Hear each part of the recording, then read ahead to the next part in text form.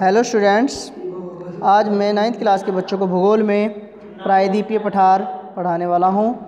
इससे पहले हम भारत का भौतिक स्वरूप के बारे में, हिमालय के बारे में पढ़ चुके हैं, उत्तरी मैदान के बारे में पढ़ चुके हैं। आज हम पढ़ेंगे प्रायद्वीपीय पठार के बारे में। चलिए स्टार्ट करते हैं।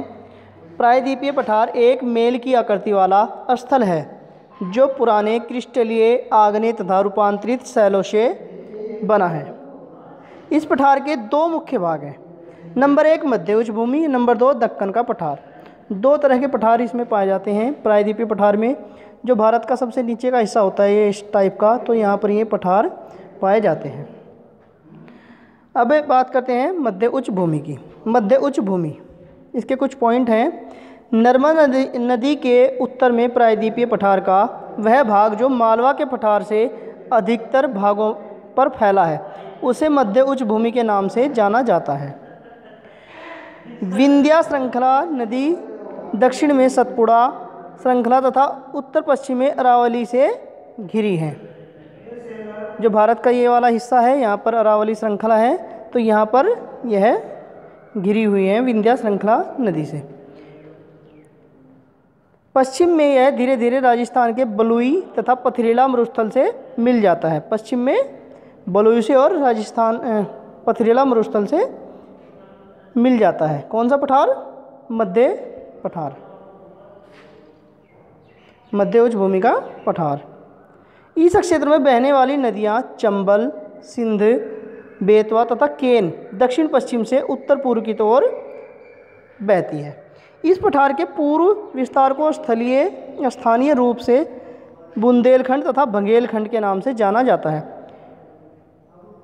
पूर्व विस्तार को, इसके पूर्व विस्तार को किसके बुंदेलखंड के और बघेलखंड के नाम से जाना जाता है।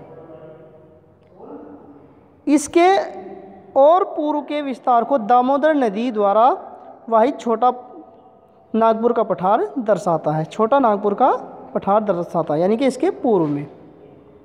अब देखते हैं दक्षिण का पठार। एक त्रिभुज आकार का है जो नर्मदा नदी के दक्षिण में स्थित है।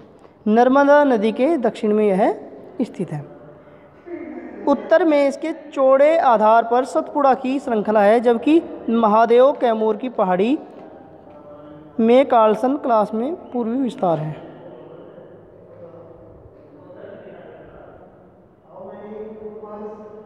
दक्षिण का पठार पश्चिमी ऊंचा एवं पूर्व की ओर कम धार वाला है। दक्षिण का पठार जो होता है वह पश्चिम की ओर से ऊंचा और पूर्व की ओर से कम धार वाला है। यानी कि लगभग पश्चिम की ओर यदि हम औसत ऊंचाई की बात करें तो लगभग 600 से लेकर 1500 मीटर तक है, और दक्षिण में पूर्व की ओर यह कम है, 300 के लगभग, 300 मीटर के लगभग है। इस पठार का एक भाग उत्तर पूर्व में देखा गया है, जिसे स्थानीय रूप से मेघालय, कार्बी एलोंग पठार तथा उत्तर प्रचार पहाड़ी के नाम से जाना जाता है। पश्चिम से पूर्व की ओर 3 महत्वपूर्ण श्रृंखलाएं गारो, खासी और जयंतिया हैं। गारो, खासी और जयंतिया हैं। दक्षिण के पठार के पूर्वी एवं पश्चिमी सिरे पर क्रमशः पूर्वी घाट तथा पश्चिमी घाट स्थित है। पूर्वी की तरफ जो घाट स्थित है उसे पूर्वी घाट, और पश्चिम की तरफ जो घाट उपस्थित है उसे पश्चिमी घाट कहते हैं। पश्चिमी घाट पूर्वी घाट की अपेक्षा ऊंचे हैं। पश्चिमी घाट जो है वो पूर्वी घाट से ऊंचे हैं। पूर्वी घाट का विस्तार महानदी घाटी से दक्षिण में नीलगिरी तक है। पश्चिमी घाट की ऊंचाई उत्तर से दक्षिण की ओर बढ़ती जाती है। पश्चिमी घाट की ऊंचाई उत्तर से दक्षिण की ओर बढ़ती ही जाती है। इस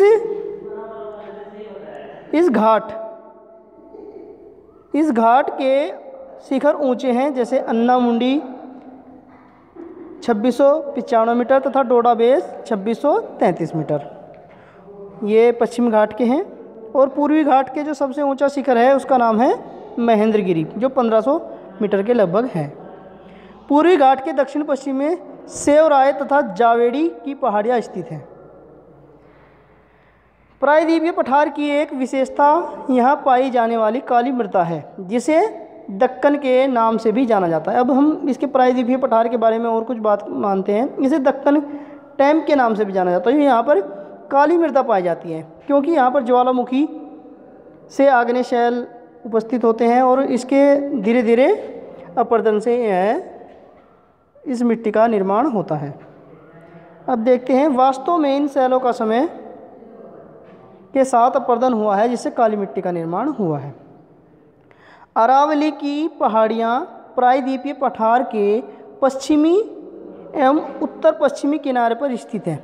अरावली की पहाड़ियाँ यह गुजरात से लेकर दिल्ली तक दक्षिण पश्चिमी और उत्तर पूर्व दिशा में फैली हुई है। यह थी अरावली की पहाड़ियों के बारे में और यह था हमारा प्रायद्वीपीय पठार के बारे में कुछ डिस्कशन। और नेक्स्ट वीडियो में हम मरुस्थल के बारे में पढ़ेंगे। Thank you.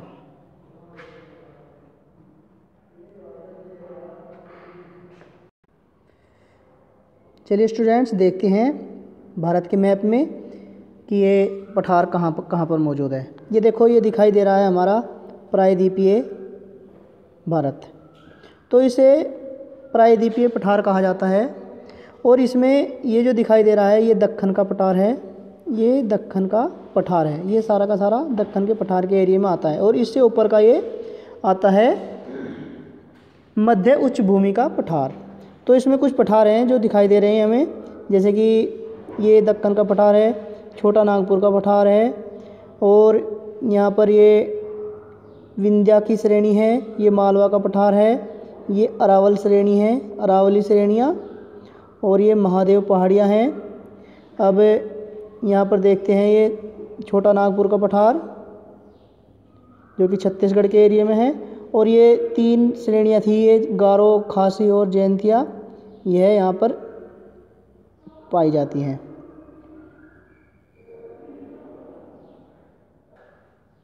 ये भारतीय मरुस्थल है जो कि राजस्थान में आता है और ये गुजरात का एरिया है। और यहाँ पर ये नदियाँ होती हैं, 3 नदियाँ जो मैंने आपको बताई थी, केन नदी, चंबल नदी,